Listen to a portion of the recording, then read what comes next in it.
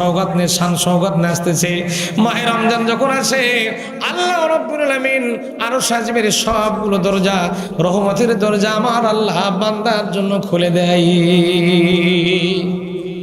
শুধু তা নয়, কোরআনে কারিমে একটা আয়াত বিশ্লেষণ করলে পাওয়া যায়, লাশ-শামসু ইয়ানবাগি লাহা আন তুদরিকাল কমরা ওয়ালাল-লাইলু সাবিকুন নাহার ওয়া কুল্লুন ফি ফালাকিন ইয়াসবাহুন।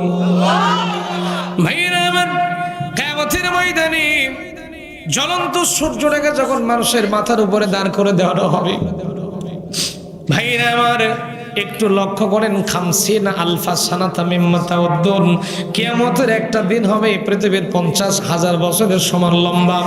খুব ছোট তো নাকি? বিশাল বড় লম্বা একটা দিন হবে। খামসিনা আলফা সানাতা মিম্মা তাউদ্দুন, কিয়ামতের একটা দিন হবে এই পৃথিবীর 50,000 বছরের সমান লম্বা। ওই দিনে মানুষের মাথার উপরে, বিভিন্ন হাদিসের রাওয়ায়াতে যে মানুষের মাথার উপরে কেউ বলেছেন 1 হাত উপরে, কেউ বলেছেন অর্ধ হাত উপরে জ্বলন্ত সূর্যটাকে যখন দাঁড় করে দেওয়ানো হবে, আল্লাহর নবী বলেন সূর্যটা সেদিন 12টা মুখ দেওয়া হবে। এই যে সূর্য প্রতিনিয়ত তাপমাত্রা দেয়, সূর্য বর্তমান পৃথিবী থেকে সূর্য কত লক্ষ গুণ বড়? 13 লক্ষ গুণ বড়। এই সূর্যটা জ্বলন্ত তাপ সেদিন দিতে থাকবে। আমার ভাইরা, 9,30,00,000 মাইল উপরে সূর্য আছে, ওখান থেকে তাপ দেয় পৃথিবীর। সায়েন্স বলছে, বিজ্ঞান বলতেছে 9,30,00,000 মাইল উপর থেকে প্রতি সেকেন্ডে সূর্য তাপ দেয় মাত্র 73 টন।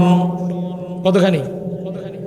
73 টন তাপমাত্রা দেয় প্রতি সেকেন্ডে। দেয় 9,30,00,000 মাইল উপর থেকে 73 টন তাপমাত্রা সূর্য প্রতিনিয়ত দেয়।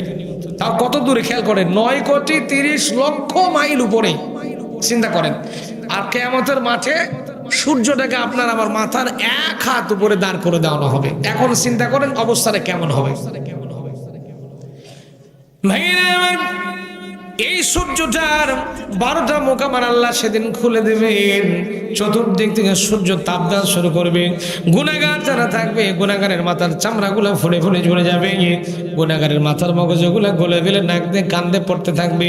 সারা হাসরের ময়দান জুড়ে আওয়াজ হতে থাকবে, পানি পানি পানি। মানুষ পাগলের মূর্তি ধারণ করবে। কে কোথায় যাব, কোথায় যাব, কোথায় লুকাবো, কোথায় পালাবো, কোথাও যাওয়ার মতো জায়গা থাকবে না। এখন আপনাকে এই যে রোজা আসতেছে, রোজা আপনাকে গ্যারান্টি দিচ্ছে রে ভাই, আস-সাওমু জুন্নাহ। বিশ্ব নবী বলেছেন, যদি কোনো মানুষ মাহে রমজানের রোজাগুলো ঠিকঠাক মতো পালন করতে পারে, সাহারি করলো ঠিকঠাক মতো, বেতের করলো, ইফতার করলো, তারাবি করলো, রোজা পালন করলো, মাহে রমজান আপনাকে গ্যারান্টি দিচ্ছে, মাহে রমজান আপনার জন্য গ্যারান্টি দিতেছে, সেদিন কিয়ামতের ময়দানে যেই সমস্ত বান্দাগুলা রমজান রোজাগুলা সঠিকভাবে পালন করতে পারবে, আমি মাহে রমজান তাদের মাথার উপরে ছাদ হয়ে দাঁড়ায় যাব। সূর্যের সামান্যতম তাপমাত্রা হোক ওই মানুষগুলার মাথার উপরে পড়তে দেব না।